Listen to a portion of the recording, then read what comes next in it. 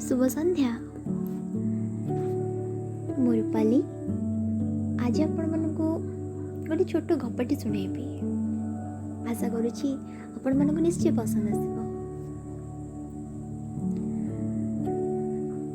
गल्पर शीर्षक होछि देखा हेले कहबे से कथा।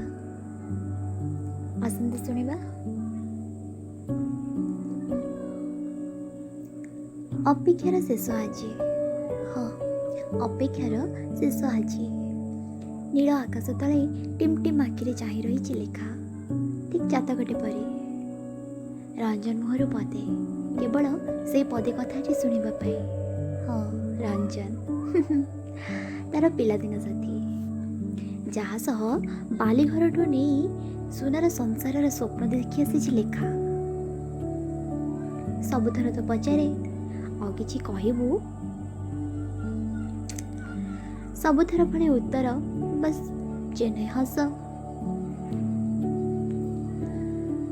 लेखा मुंड को ठुके दिए रंजन हसी हसी। लेखा किंतु आधे छाड़ा झील नुहे। बहुत बाहाना करुचु ना, एथर किंतु आउ नुहे। देखा हेले निश्चय पचारे, सामने तो आउ मोटू आखि चोरई पारिबुनी। लेखा सब बेले एई भली व्यवहार देखाए। रंजन भी सबुथर पड़ी ठीक चुप रुहे। देखा हेबार ठीक पूर्व राति प्राय 12:30 हेब। सोई पड़ीचु तू?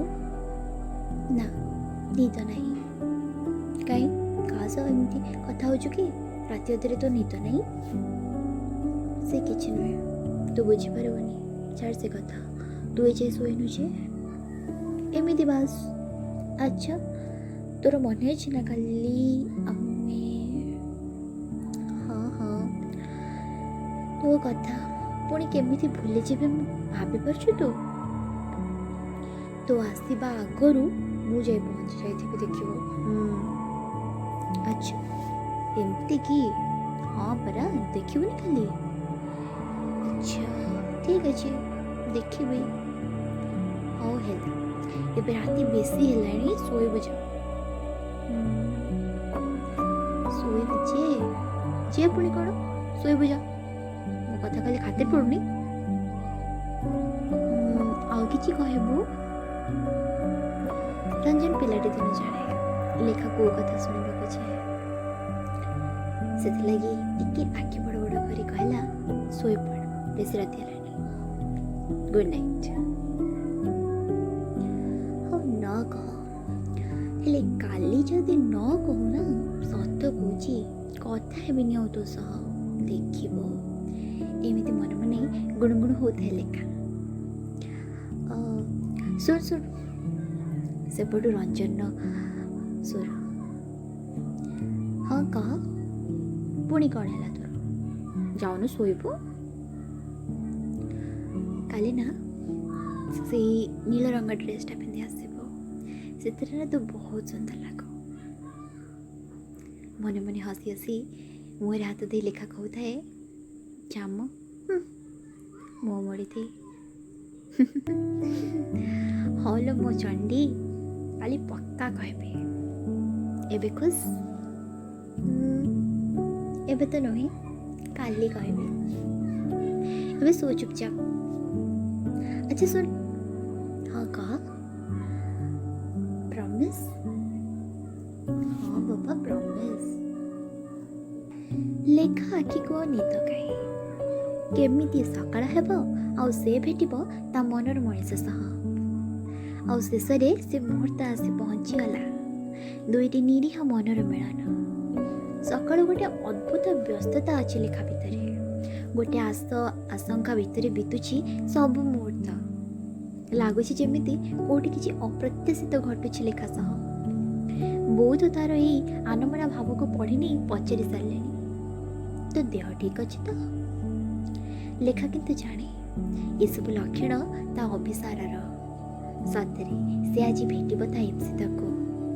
निजको टिके भिन्न रूपे सजी नील रंगर ड्रेसटा पिंधि हाथ रे रंजन पाई मनपसंदर गिफ्ट। हाँ परा, रंजन खास फरमाइश मो लगी गोटे गिफ्ट आनिबो। स्कूटी धरी बाहरी पड़िला लेखा। से जगह को ଯିଏ ତା ଶାଶ୍ୱତ ପ୍ରେମର ସାକ୍ଷୀ, ଯେଉଁଠି ରଞ୍ଜନ ସହ ବିତିଛି ତାର ପୁରା ପିଲାଦିନ। କିଛି ସମୟ ପରେ ସମୟ ଆସି 11ଟା ହେଲାଣି। କୋଉଠି ରହିଲା ରଞ୍ଜନ? ଏତେବେଳ ହେଲାଣି ଆସିନି। କହିଥିଲା କ'ଣ ନା ମୁଁ ଆଗରୁ ଆସି ପହଞ୍ଚିଯିବ। ଡହରା କୋଠିକାର ଆସୁ, ଆଜି ଜମା କଥା ହେବିନି ତା ସହିତ। ବହୁତ ହେଉଛି ନା, ଆଜି ତ ଶେଷ। ଆଜି ଜମା କଥା ହେବିନି ମାନେ କଥା ହେବିନି, ଯାହା ବି ହେଇଛ। ମୁହଁଟାକୁ ହାଣ୍ଡିଟା ଭଳି କରି ଛିଡ଼ା ହେଇଥାଏ ଲେଖା। ମନେ ମନେ କ'ଣ ଟିକେ ଗୁଣଗୁଣ ହେଇ ରାଗରେ ପାଦ କଚାଡ଼ି ଦେଉଥାଏ। ସକାଳ ଯାଇ ସଞ୍ଜ ହେଇଗଲା। ହାତରେ ଥିବା ଫୁଲ ବି ମଉଡ଼ିଗଲାଣି, ଆଉ ତା ସହ ଲେଖାର କଅଁଳା ମନଟା ବି। ଦୀର୍ଘ 7 ବର୍ଷର ଅପେକ୍ଷାର ଶେଷ ଆଜି। ଆଜି ସେ କହିବ ବୋଲି କହିଥିଲା। ଦେଖାହେଲେ କେତେ କଥା, ହେଲେ ହଠାତ୍ ଫୋନ୍ ରିଙ୍ଗ ହେଲା। ଚଟ୍ ସେ ଉଠେଇନି। କେତେ କଥା, କେତେ ଅଭିଯୋଗ କରିସାରିଲାଣି ଲେଖା, ହେଲେ କିଛି ଉତ୍ତର ନାହିଁ ସେ ପାଖକୁ। ଧୀରେ ଧୀରେ ନିଜକୁ ଚୁପ୍ କରି ପୁଣି ପଚାରିଲା ଲେଖା,